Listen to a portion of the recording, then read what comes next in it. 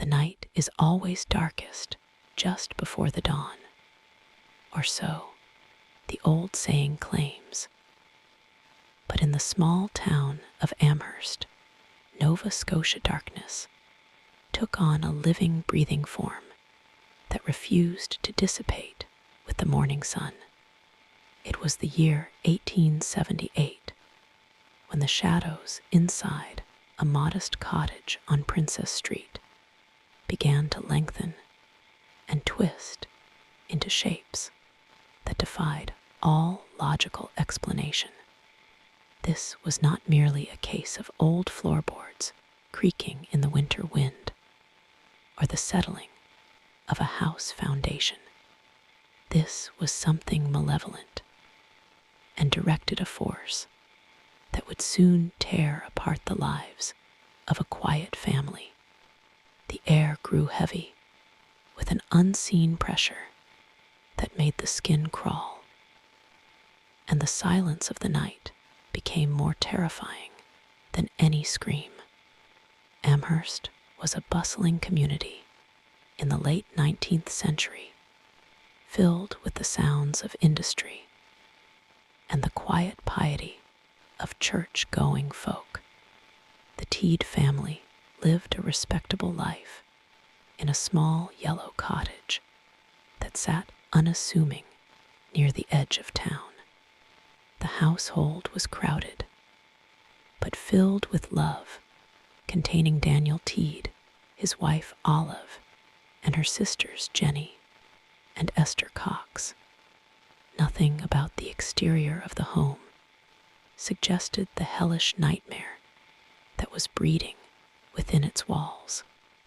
It stood as a symbol of domestic safety, a sanctuary against the harsh Canadian elements. However, the walls of this sanctuary were about to become the very cage that trapped them with a monster. Esther Cox was a young woman of 18 years, vibrant and full of life. Yet she carried a hidden fragility that often accompanies youth in a strict society. She was known to be somewhat emotional, but generally well liked by her peers and family members. Her life seemed destined for the ordinary path of marriage and motherhood, until a traumatic event shattered her innocence. It is often said that great trauma can open doorways to the other side, cracks in the psyche that allow darkness to seep through. For Esther, the catalyst was not a spell or a ritual, but a very human act of cruelty that left her shaken to her very core. The trouble began shortly after a terrifying encounter with a young man named Bob McNeil, who Esther had been seeing. During a carriage ride through the dark woods, McNeil revealed a violent and unstable nature that threatened Esther's life. He wielded a pistol and threatened to kill her if she did not comply with his dark demands. The terror of that night, under the canopy of ancient trees, etched itself into her mind. She barely escaped with her life, returning home in a state of hysterical shock. The emotional wounds from that night ran deep, festering within her spirit, and creating a vulnerability that something else, something ancient and hungry, would soon exploit. Days turned into weeks as Esther tried to recover from the shock of the assault, but her demeanor had changed. She became withdrawn and prone to sudden bursts of tears, her eyes darting to shadows, as if she expected McNeil to return. But it was not the return of a man she needed to fear. One evening, as she prepared for bed with her sister, Jenny, the atmosphere in the room shifted abruptly. The air grew impossibly cold, and a damp sensation settled over the bedclothes. It was the first sign that the trauma she had endured had birthed something far worse than a bad memory. The haunting of the Teed cottage had officially begun. It started with a sound that could not be ignored, a scratching noise that seemed to emanate from within the mattress itself. Jenny assumed it was a mouse or a rat and tried to dismiss it, but the sound grew louder and more rhythmic. It was not the erratic scurrying of a rodent, but a deliberate clawing that sought attention. Then the box of patch scraps under the bed began to jump into the air. The girls watched in paralyzed horror as the box levitated and slammed back down. This was a violation of natural law, a physics-defying display that signaled the end of their peace. The following night, the activity escalated from mere noises to physical assault upon the senses and the body. As Esther lay in bed, she suddenly screamed in agony as her body began to swell to an unnatural size. Her skin stretched tight and turned a bright crimson red, as if her blood was boiling beneath the surface. Jenny watched in terror as her sister writhed in pain, begging for help that no one knew how to give. The swelling was accompanied by thunderous bangs that shook the entire house, waking the rest of the family. Daniel Teed rushed into the room, but found he was powerless against this invisible assailant. Desperate for answers and relief, Daniel summoned Dr. Carrot, a respected physician in Amherst, to examine his sister-in-law.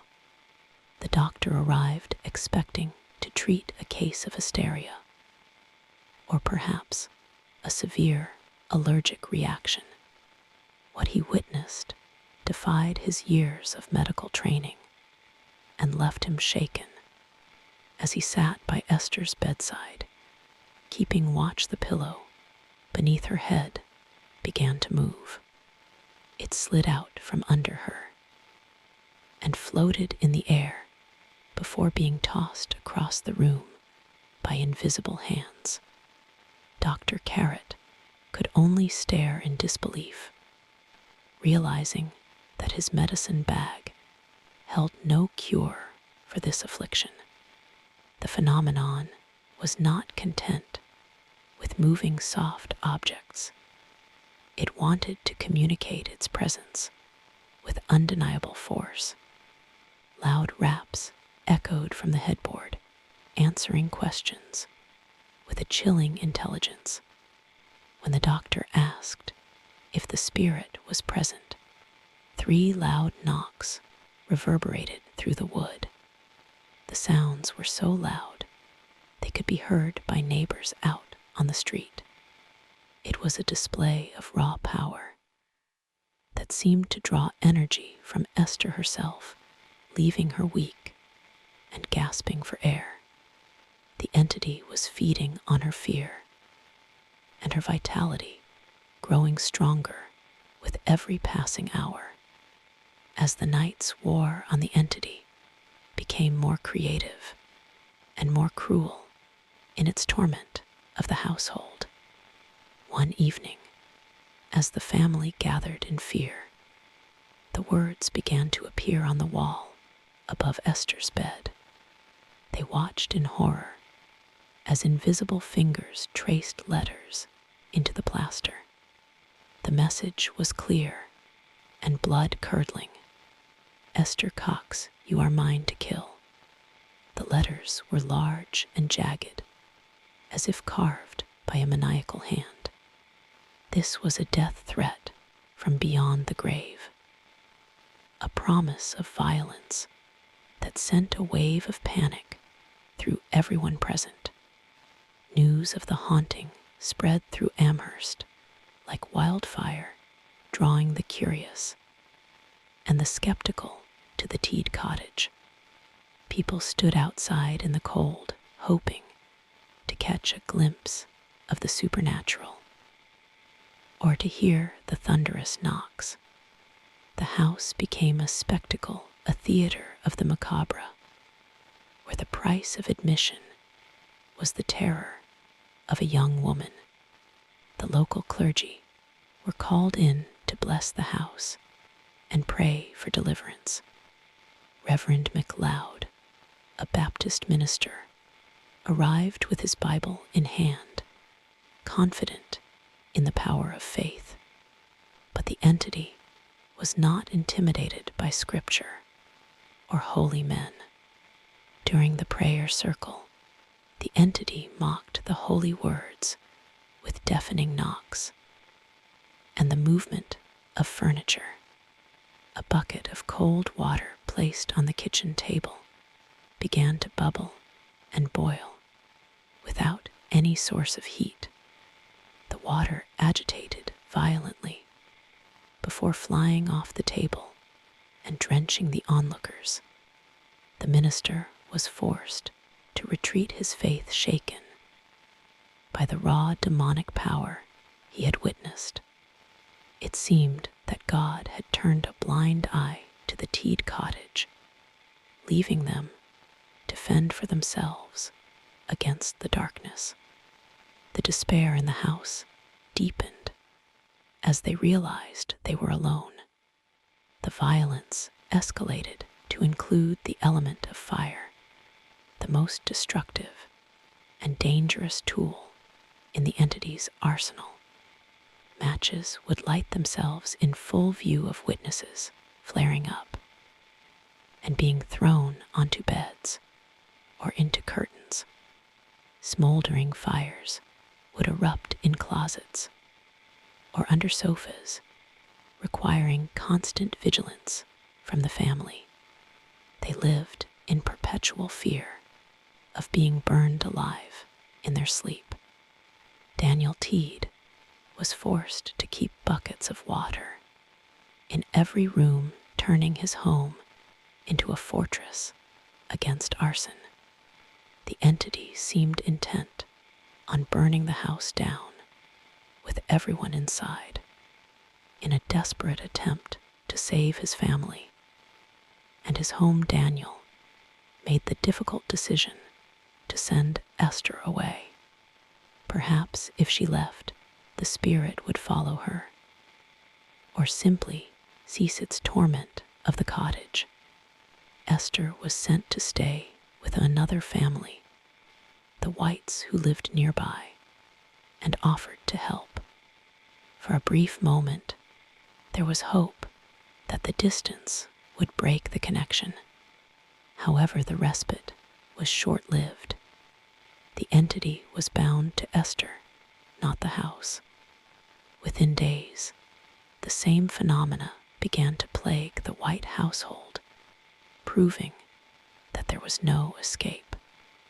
Esther moved from house to house, trying to outrun the shadow that clung to her soul, but it was futile.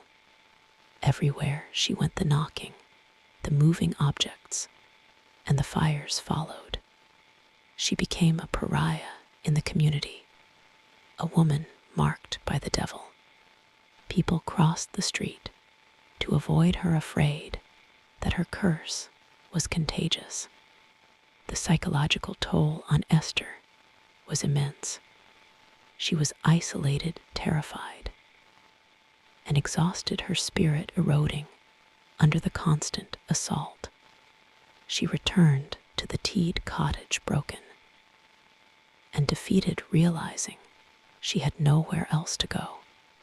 It was during this time that a man named Walter Hubbell arrived in Amherst, bringing a new dimension to the story. Hubbell was an actor and a student of the occult, heard of the phenomena and saw an opportunity. He moved into the Teed cottage, ostensibly to investigate, but also with an eye toward documenting the case for a book. Hubbell was a skeptic, at first determined to find the trickery behind the ghost. He checked for wires, hidden mechanisms, and accomplices, but found nothing. What he did find changed his life forever. Walter Hubbell witnessed phenomena that shattered his skepticism and replaced it with sheer terror and awe. He saw Esther swell to enormous proportions, her body reacting to the invisible torture.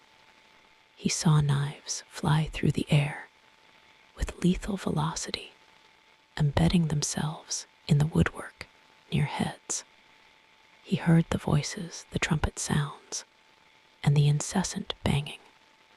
Hubbell began to take detailed notes, chronicling every incident with the precision of a journalist. His account would later become the primary source for the Great Amherst Mystery, ensuring the story would survive. The entity seemed to enjoy the audience that Hubbell provided, performing with increased vigor and theatricality. It began to manifest physical objects out of thin air, dropping them into the room. Needles and pins would materialize and prick Esther, causing her to cry out in pain. The torment was personal and sadistic, aimed specifically at breaking Esther's will. Hubbell noted that the entity seemed intelligent, capable of answering questions and reacting to conversations. It was not a mindless force, but a conscious being with a dark agenda. Hubbell, convinced that the world needed to see this phenomenon, and perhaps seeing a chance for profit, proposed a tour. He convinced Esther and her family that they could make money by speaking about their experiences. It was a foolish and dangerous idea to put a traumatized woman on stage, but desperation makes people do strange things. They rented a hall in town, and a crowd gathered, expecting a show. But the entity was not a trained circus animal that performed on command. The night was a disaster of epic proportions. When Esther took the stage, the atmosphere was thick with tension and morbid curiosity. The audience waited for ghosts to appear, for tables to fly, for the impossible to happen. But the entity remained silent, mocking their expectations with its absence. The crowd grew restless, and angry feeling cheated out of their entertainment. Catcalls and jeers rained down on the fragile girl. It was a humiliation that cut deeper than any flying knife. The entity had abandoned her in her moment of need, leaving her to face the human wolves alone. The failure of the public appearance turned public opinion against Esther Cox. The sympathy that some had felt was replaced by suspicion and hostility.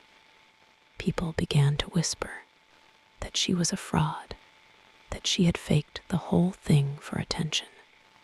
The town of Amherst, which had once been terrified, now felt foolish, and they blamed Esther. The pressure mounted, and the environment became toxic. Then the fires began again. But this time, the consequences would be legal and severe. The entity was leading Esther toward a final trap. A barn on the property caught fire, burned to the ground, a significant loss that could not be ignored. The authorities, who had been watching the situation with growing impatience, stepped in. They accused Esther of arson, claiming that she was setting the fires herself. Whether it was the entity acting through her or Esther, acting out of a psychotic break, induced by stress, is a matter of debate. But the law saw only a woman with a match. Esther was arrested and placed on trial for arson. The trial was a spectacle, a clash between the supernatural and the rigid laws of man. Esther sat in the dock, a pitiful figure worn down by months of torment. Her defense tried to explain the unexplainable, but the court deals in facts, not ghosts. To the judge and jury, the idea of a poltergeist setting a fire was ludicrous. They saw a disturbed young woman who was a danger to society. The verdict was inevitable. Esther Cox was found guilty and sentenced to 4 months in jail. Prison was a cold and lonely place, but ironically, it offered Esther a strange form of protection. The stone walls and iron bars seemed to keep the entity at bay. Or perhaps the spirit had grown bored with its game. For the first time in months, Esther slept without fear of flying objects or burning bedclothes. She was isolated from her family, but she was also isolated from the demon. The time behind bars allowed her body to heal, even if her reputation was permanently destroyed. Upon her release, Esther was a changed woman, hardened by the cruelty of both the spirit world and her own community. The haunting activity had subsided, significantly fading away, as mysteriously as it had begun.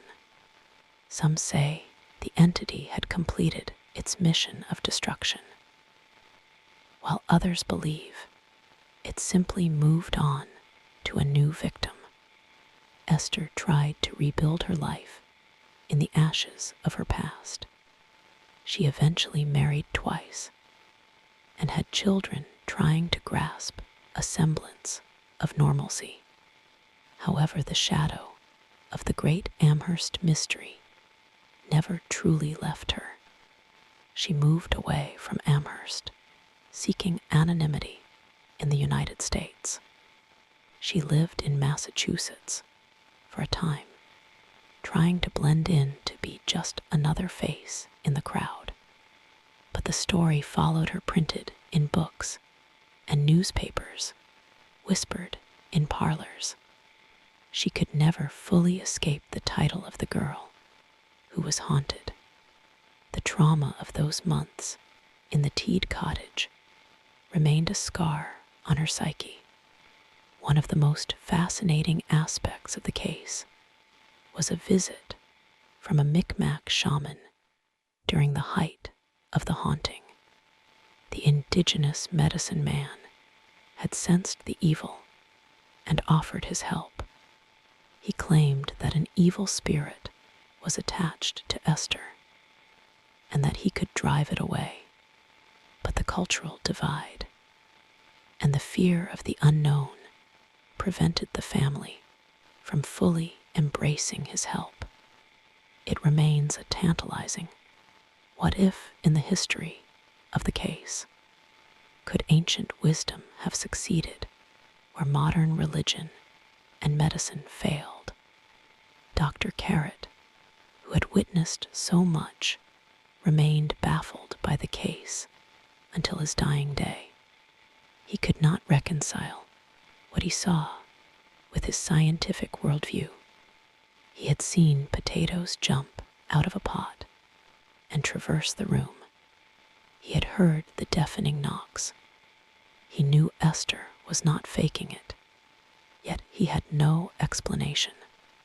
The case remains one of the most well-documented poltergeist hauntings in North American history, largely because of the credible witnesses involved. Walter Hubbell published his book, The Great Amherst Mystery, which became a sensation. It brought fame to the story, but little comfort to the family. The book detailed the events with a sensationalist flair, but the core facts were corroborated by others. Hubbell's involvement is often criticized as exploitative, yet without him, the details of this extraordinary case might have been lost to time. He was the lens through which the world viewed Esther's torment. As Esther grew older, the violent phenomena ceased entirely, suggesting that the energy was indeed linked to her youth and perhaps her repressed trauma. Poltergeist activity is often associated with adolescence and high-stress environments. The combination of Esther's assault by Bob McNeil and the stifling social pressures of the time likely created a psychic storm. The ghost was in many ways a manifestation of her own internal screaming, a projection of her pain. Esther Cox died in November of 1912 at the age of 52. She passed away from natural causes, finally finding the peace in death that eluded her in life. Her grave is not a shrine to the supernatural, but a resting place for a weary soul. The Teed cottage, where the horrors took place, eventually changed hands, and the town of Amherst moved on. But the legend remained, woven into the fabric of Nova Scotia folklore. Today, the story of Esther Cox is retold around campfires, and in history books, a warning about the thin veil between our world and the next. Skeptics continue to pick apart the details, searching for rational explanations for the fires and the noises. But those who were there, those who saw the writing on the wall and felt the cold air, knew the truth. They knew that something walked among them, something that hated and hungered.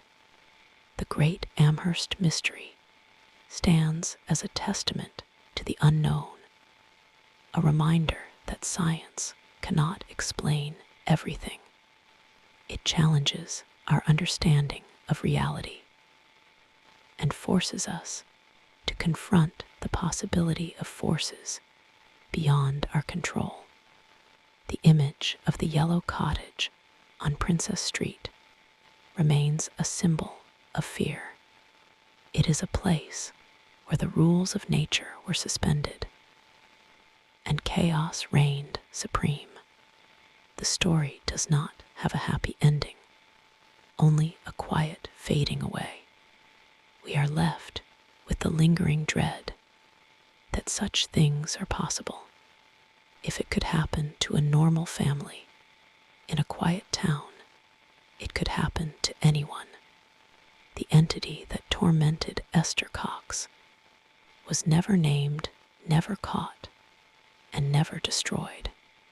It simply stopped, and that is perhaps the most terrifying thought of all. It suggests that the evil is still out there, waiting for the right moment, waiting for the right victim. As you lay in bed tonight, listen closely to the settling of your own house. Is that just the wind rattling the window pane? Or is it something scratching to get in? Is the shadow in the corner just a trick of the light? Or is it a form taking shape? The story of Esther Cox is over, but the darkness that spawned it is eternal. It watches from the periphery patient, and timeless, ready to answer if you dare to knock. The legacy of the Amherst Mystery is not just in the scares, but in the tragedy of a life interrupted. Esther was a victim twice over, once by a man and once by a monster.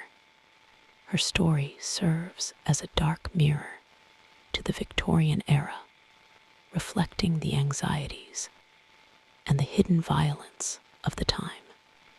It is a psychological horror story that transcends its era. It speaks to the vulnerability of the human mind and the fragility of our perceived safety. In the end, the snow falls on Amherst, covering the tracks of the past. The screams have faded into the wind, and the fires have long since burned out. But in the quiet of a winter night, if you stand near the place where the cottage once stood, you might still feel a chill that has nothing to do with the weather. You might feel the weight of a gaze from the other side, and you will know that some doors once opened can never be fully closed.